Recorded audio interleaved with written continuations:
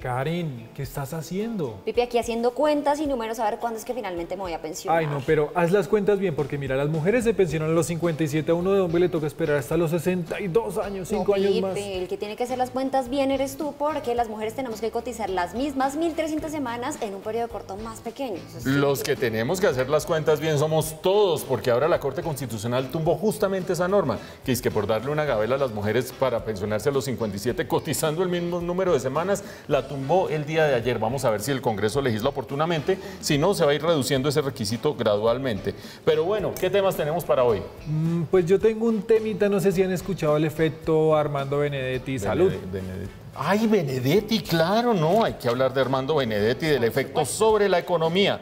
Bueno, Karen, ¿y cómo es este tema de la celebración del Día del Medio Ambiente? ¿Sabes de alguien que esté haciendo cosas interesantes? Pues el sector privado es un actor muy importante para reducir los efectos en el medio ambiente, y de hecho les tengo la historia de un retail que ya no emite bolsas plásticas. Buenísimo, ya no más bolsas plásticas, excelente. Bueno, Pipe, y hablando de pensiones y todo eso, ¿qué es lo que pasa con una persona que le apostó toda la vida a pensionarse joven y ahorita está en vilo? Pues Mauro, precisamente yo traigo la historia de una persona que quiere pensionarse muy joven, pero a esta reforma pensional parece que no le va a permitir. Ay, buenísimo tema, eso sí, nos vamos a poner. ¿Listo? ¿Nos vamos para grabar?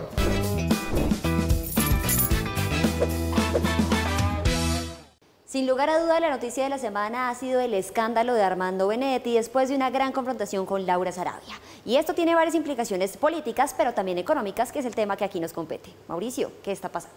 Pues Karen, hay dos grandes instancias en las cuales podría tener efecto o está teniendo efecto verdaderamente este escándalo político.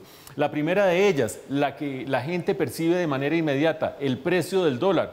Curiosamente ha tenido un comportamiento totalmente distinto al que la gente esperaba, ya lo vamos a ver. Pero la segunda, el efecto sobre las reformas que el gobierno está tratando de pasar en el Congreso. ¿Lo debilita políticamente? ¿Pasarán esas reformas en este momento? Arranquemos entonces con el tema del dólar. Vean ustedes el dólar bajando y bajando y bajando. Cualquier país normal con una crisis política de esa magnitud, el dólar se dispararía porque la gente sacaría la plata del país. Aquí está pasando algo raro, en parte por lo que les voy a mostrar a continuación. Vean el precio del petróleo subiendo, subiendo y subiendo. Eso quiere decir que el dólar responde a situaciones de la economía internacional, como por ejemplo el alto precio del petróleo, la gran devaluación que tiene el dólar en todo el mundo y la gente observando la crisis política en este momento, Pipe. Mauro, pero que el dólar, que el petróleo, que el escándalo, ¿qué pasa con las reformas? Muy buen punto, las reformas son el plato fuerte de toda esta discusión. Y vean ustedes que en ese sentido se está acabando el tiempo. Supongamos que solamente se desarrollan las sesiones ordinarias de esta legislatura. Quedan 6 días hábiles para pasar 3 megareformas, pensional, laboral y de salud. Y si se van a sesiones extraordinarias, que con seguridad se van a ir a sesiones extraordinarias, ese número de días hábiles sube a 15 días hábiles. También difícil, un poquito más de margen, pero difícil. Eso sí, hay que decir que el día de ayer el gobierno se anotó un gol al terminar logrando que el Congreso eligiera a Alexander López como presidente del Senado. Un triunfo político, un triunfo estratégico, pero todo el mundo se pregunta, ¿les alcanzará para pasar las reformas, Karen? Y para redondear las repercusiones económicas de esta crisis política, tenemos conectada a esta hora a María del Pilar López, quien es profesora de Economía de la Universidad de los Andes.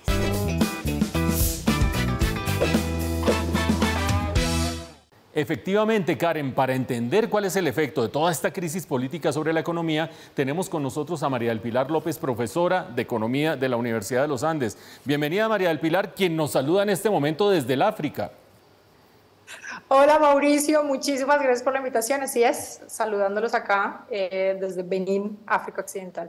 Bueno, desde Benín uno tiene una perspectiva más amplia y te quiero preguntar en primera instancia, ¿qué crees que va a ser el efecto, cuál crees que va a ser el efecto de toda esta crisis sobre las reformas que está tratando de pasar el gobierno en el Congreso?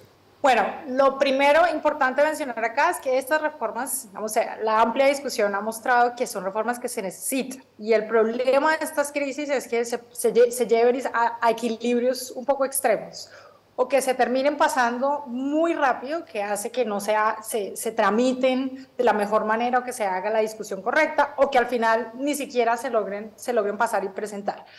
Ahora, combinado a esto, pues pasarlas igual implicaría que con toda esta crisis sea más difícil conseguir apoyo, estén más dispuestos a dar cuotas burocráticas o a entregar cuotas burocráticas a cambio del apoyo. Entonces eso complejiza también todo esto. Bueno, en medio de esa situación que es bastante compleja de negociación entre el Ejecutivo y el Legislativo y lo que pueda salir de allí, resulta que el dólar ha estado cayendo, María del Pilar. ¿Qué pasa? Todo el mundo pensaba crisis política, se dispara el dólar y nada de eso. ¿Qué ocurre? Entre muchas cosas que determinan el precio del dólar, acá quiero mencionar dos. Una es el tema de claridad en las reglas de juego e incertidumbre, y la otra es el tema de pues, el riesgo país. En el tema de la claridad en las reglas de juego y la incertidumbre, pues vamos, los mensajes del gobierno a lo largo de estos meses eran de mucha inestabilidad, poca claridad sobre qué era lo que estaba pasando, qué era lo que iba a pasar. Digamos, el tema de las discusiones de las reformas también estaban detrás. Y esto claramente hace que personas que querían venir a Colombia a invertir decidieran no hacerlo ante, digamos, la posibilidad de que invirtieran bajo unas reglas, pero el día de mañana las cambiaran.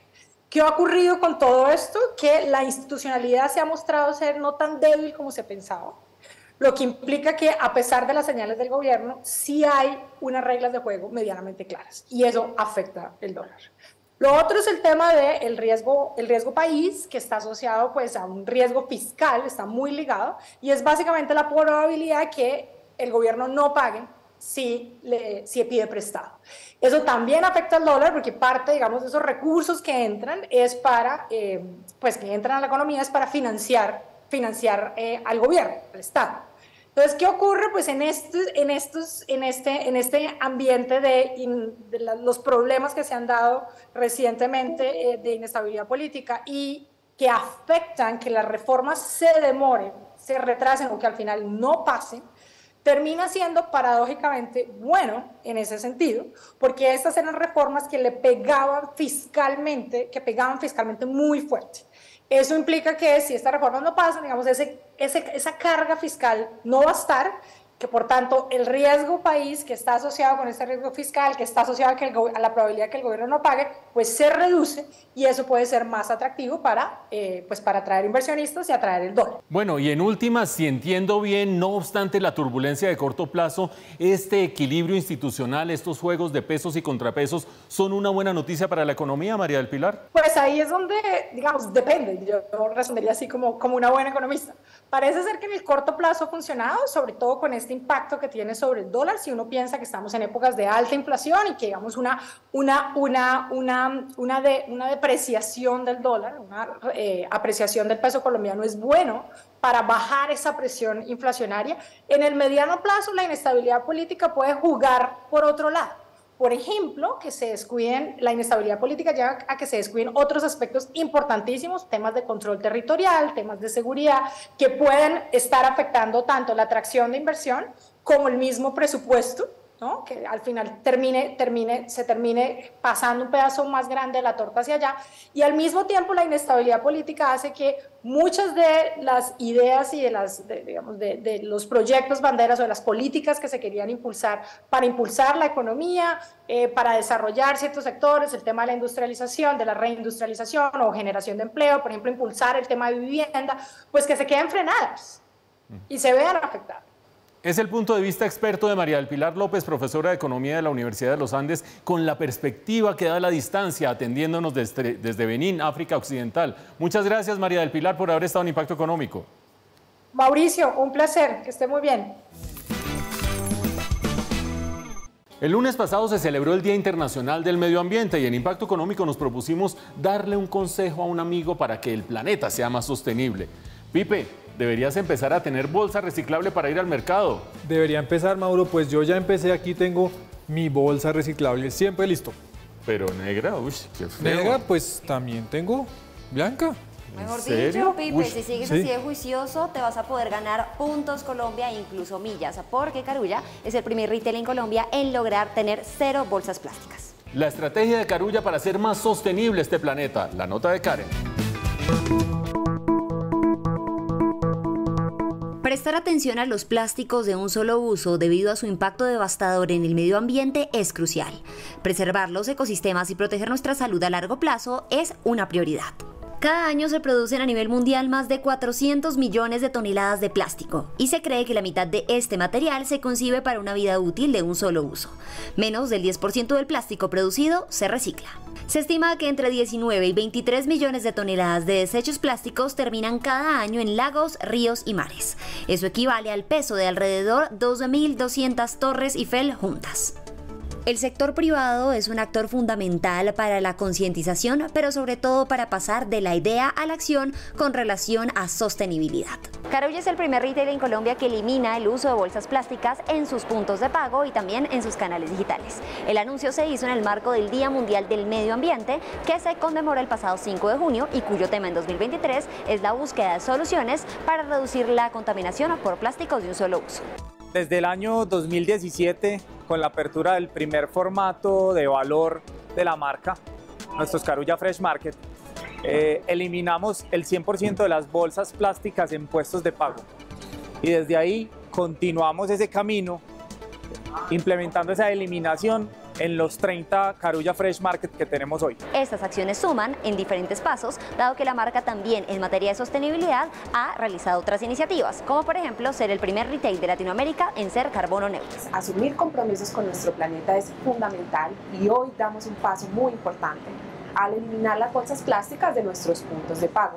Esto tiene beneficios para el planeta, por supuesto, porque estamos reduciendo residuos, para nuestra compañía también, porque tiene unos beneficios de reducción de gastos importantes, pero también para nuestros clientes porque los involucra en el cuidado del planeta como actores principales. Lo primero y el incentivo principal es el cuidado del medio ambiente.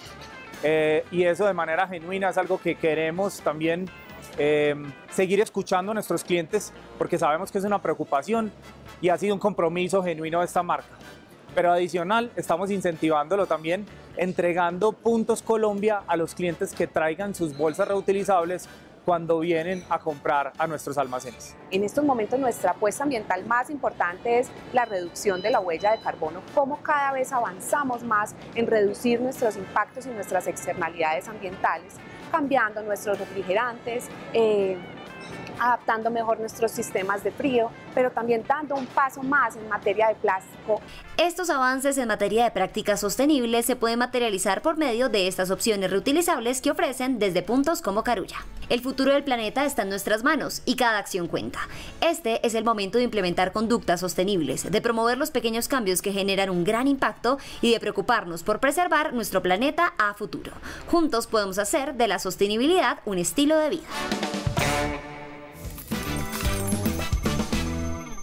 ¿Cuál será el efecto de la crisis política sobre las reformas que está tratando de pasar el gobierno en el Congreso? Hay gente que sigue esto como si fuera un partido de fútbol porque le afecta a su propio bolsillo, Karen. Sí, Mauricio, todo el mundo hace cuentas, por ejemplo, con el tema de las pensiones, semanas, cotización, pero si te soy sincera, no conozco la primera persona joven que esté pendiente de eso. No, los jóvenes. Bueno, tal vez ustedes no conocen, pero yo sí conozco un amigo que está todos los días ahí pendientes del noticiero a ver si le cambian o no las reglas del juego.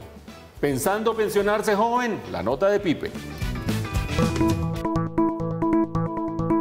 En Colombia hay 25 millones de personas afiliadas al sistema pensional y de esos 18.2 están en fondos privados. Una de esas personas es Alexander Benavides, quien desde hace lustros se propuso una meta. Después de unos 7, 8 años de mi vida laboral empiezo a entender que ahorrando puedo llegar a acercarme a pensionarme antes de la edad, porque puedo tener la posibilidad de pensionarme por un monto y unas semanas cotizadas. Alexander es un tipo joven, está cercano a los 40 años, hace pocos meses se casó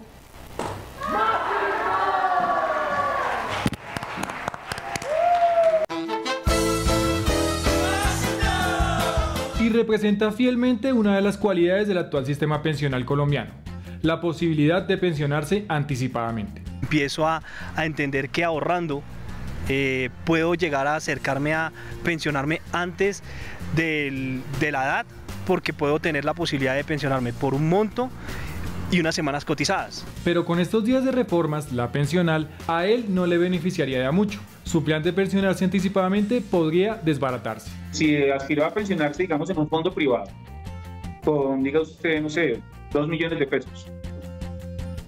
Para pensionarse en el fondo privado con 2 millones de pesos necesita más o menos un capital de unos 450 a 500 millones de pesos. 450 millones.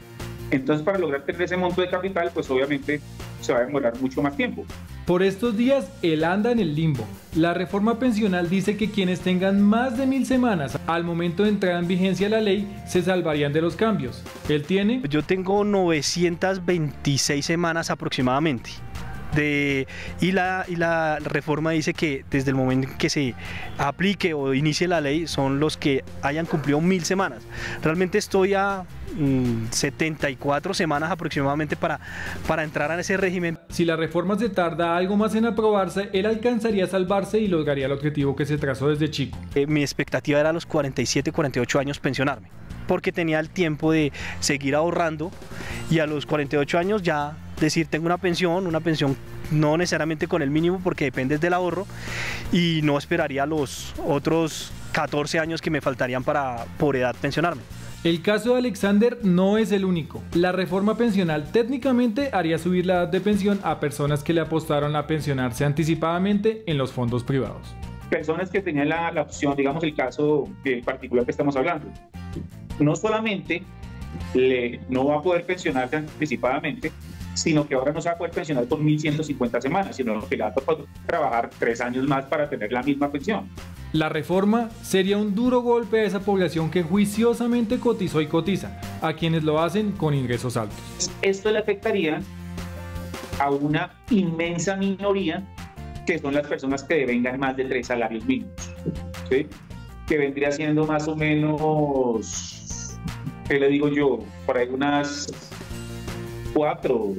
3 millones de personas. Ese es el panorama de la reforma pensional para ahorradores de fondos privados. Personas como Alexander Benavides que por estos días se la pasan viendo noticias y echando números para ver si logrará o no pensionarse anticipadamente como durante años lo planeó y lo ahorró. Cuando ustedes van a oír música en el teléfono celular y oyen una voz haciendo una promoción, ¿se han preguntado cómo es el oficio de esas personas? No se pierdan la entrevista que tenemos a continuación con Johanna Loaiza, la voz oficial de Spotify para Colombia.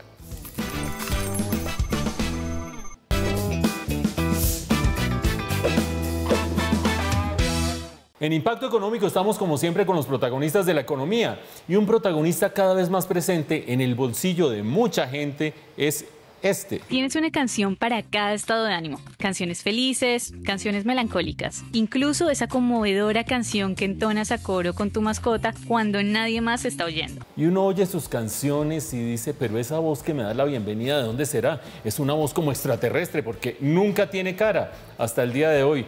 Bienvenida, Johanna Loaiza, a Impacto Económico. Ay, muchas gracias, Mauricio. Bueno, Johanna, ¿cómo le llega a uno este chance de ser la voz de Spotify para Colombia?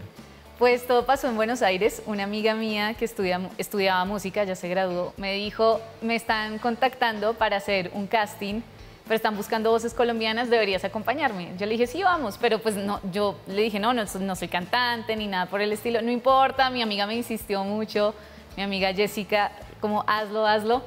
Lo hice, anotaron mis datos y esto se quedó así. Fue como en octubre del 2014. ¡14! Sí. ¡Guapa! Y en el 2015, en abril, me contactaron por Twitter y me dijeron, hola Johanna, hiciste un casting hace mucho tiempo, perdimos tus datos, te estamos buscando por Twitter, es para algo laboral. Y cuando les escribí, me dijeron que los suecos en Spotify me habían elegido. Los suecos en Spotify te tuvieron que buscar por Twitter para saber que esa era la voz. Sí. Bueno, esto es como ganarse la lotería. Así es. Pero también tienes una formación, es decir, que no todo el mundo piense, bueno, voy a ver si me llaman desde Suecia, a ver si me sale algún trabajo de esta clase de voces.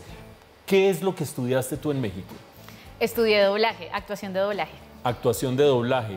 Y uno cómo decide, no sé, a los 12, 13, 14 años, yo lo que quiero hacer es doblaje. ¿Eso de dónde sale? Pues es básicamente que crecimos con ciertos programas, por ejemplo, bueno, todas las películas de Disney, Los Simpson, y todo eso tiene un doblaje latino.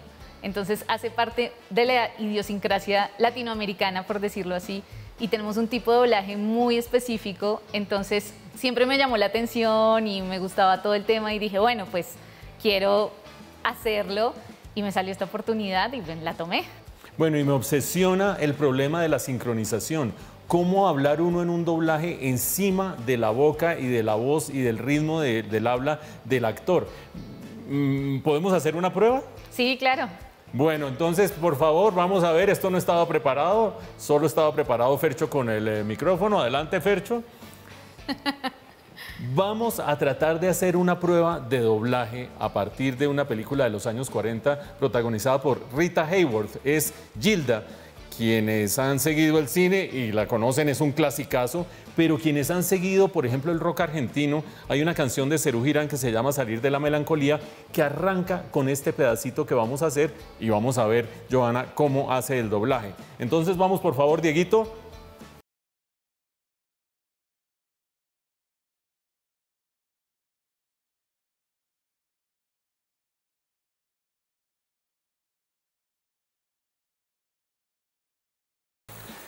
El poderoso Johnny Farrell, y tiene a Rita Hayworth enfrente, y Rita Hayworth le va a revelar que ella es una y que al poderoso Johnny Farrell lo engañaron. ¿Cómo se hace? ¿Cómo se aborda una escena de estas para hacer el doblaje? Vamos a hacer tu doblaje encima de la voz de la mujer que dobló a su vez a Rita Hayworth. Claro. Bueno, es muy importante ver el contexto, ¿no? Están en una discusión, entonces ella está alterada, ver las pausas, es muy importante verlo. O sea, concentrarse mucho en lo que está pasando y pues, gesticular muy bien para que no haya problemas de dicción. Y bueno, empatar con el sentimiento y ya tener muy buen oído también. Bueno, vamos a poner la misma escena sin sonido para que la gente se imagine cómo va a sonar con tu voz. Bueno. Entonces, por favor, pongámosla sin sonido. Ahora saben lo que soy. Y estarás muy feliz, Johnny. No es lógico que solo lo sepas tú. Ya todos saben que al poderoso Johnny Farrell le engañaron y que su esposa es una... Bueno, lo hiciste de una vez. Se supone que vamos a tener una secuencia de prueba. ¿Qué errores hubo allí y qué virtudes hubo allí desde el punto de vista del doblaje? Desde el punto de vista de doblaje, claro, lo primero es que falta un poquito de sincronía. ¿Sí? Pues en mi caso, ¿no? En lo que acabo de hacer. Sí, en el mío entonces, yo ni siquiera hablé. Es un ensayo, entonces lo primero que hacemos es, como dije antes, verlo en silencio, luego hacemos un ensayo a media voz, esta vez no lo hice a media voz, lo hice a voz completa, y ya después se le hacen, o sea, el director de doblaje te va indicando, sí, dame un poco más de inflexiones acá, por ejemplo, algo con lo que luchamos mucho los actores de doblaje, que no somos mexicanos, los mexicanos también, pero ellos digamos que están un poco más acostumbrados, es con el tema del acento, ¿sí? Entonces, por ejemplo, en Colombia relajamos mucho la D, o tendemos Dame un ejemplo de la relajación de la D. Nosotros no decimos nada, decimos nada. No decimos como usted, sino, no, bueno, usted tal cosa, ta, ta, ta. Entonces, es muy importante como tener eso muy en cuenta, leer mucho en voz alta, hacer muchos ejercicios de dicción, relajación, abrir bien, ¿sí? La boca, tener buena hidratación, que no se filtren sonidos como el... Y también no tener la chaqueta antidoblaje, ¿no? Que te hace sonido en la cabina como... Bueno, no, pero es que también, si uno va a dedicarse al doblaje y se va con chaqueta sintética, sí está fregado en esta vida. Una última inquietud. Dicen los que saben que los colombianos tenemos el acento neutro y que por eso nos buscan en el mundo para hacer narraciones, documentales, locuciones. ¿Es cierto eso? No, pues el acento neutro como tal, digamos que no existe, ¿sí? O sea, incluso todo lo que hacemos, o sea, si bien tenemos que tender a la neutralidad como actores de doblaje, pues como tal, digamos que hay una discusión interesante con base en eso, pero bueno, básicamente sí, todos tenemos inflexiones, entonces el tipo de doblaje que nosotros hacemos trata de, si bien empatar con la emoción y todo, no irme al original. Por ejemplo, con el portugués pasa mucho que como se parece, entonces uno tiende al cuando estás ya doblándolo, y es como no, o sea, no me puedo ir al cantado, tengo que, digamos, terminar abajo. Yo tiendo como, en Colombia terminamos como, ¿cómo estás? Todo hacia arriba, la inflexión, y no, toca hacia abajo, como darle a esos graves, o así tengas la voz que no es grave, tu tipo de voz, pero igual como que no quede cantadito o hacia arriba, y esa ha sido mi gran lucha. Y en Colombia, si bien sí no nos comemos muchas letras, en Bogotá, por ejemplo, las S las pronunciamos y toda la cuestión, pues está este tema de la D, o por ejemplo cuando se juntan dos vocales, a veces como que vamos muy rápido. Y bueno, todo eso son cosas que trabajas en este medio.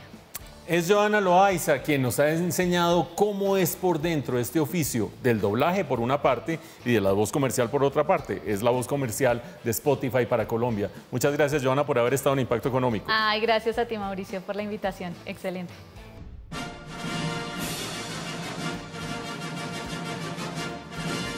¿Cómo te atreviste? Ahora saben lo que soy. Y estarás muy feliz, Johnny. No es lógico que solo lo sepas tú. Ya todos saben que al poderoso Johnny Farrell le engañaron y que su esposa es una...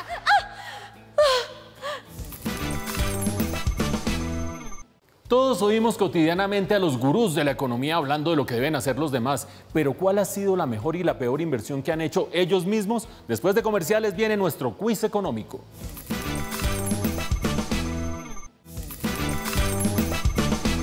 En Impacto Económico seguimos intentando corchar a las grandes figuras de la economía nacional. ¿Cuál es la mejor o peor inversión que han hecho estas grandes figuras? Llegó la hora del quiz económico, un espacio para conocer a las grandes figuras de la economía en nuestro país.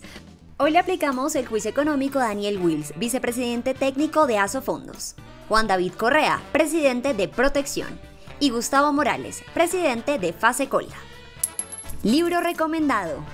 Definitivamente 100 años de soledad. Think Again, un libro muy interesante de innovación.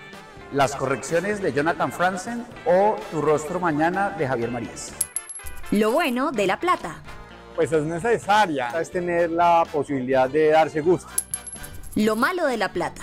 Lo malo es que es finita. Es que no rinde mucho y por eso hay que invertirla y ser juicioso con la disciplina del ahorro. En general es mejor tener plata que no tenerla y usarla responsablemente.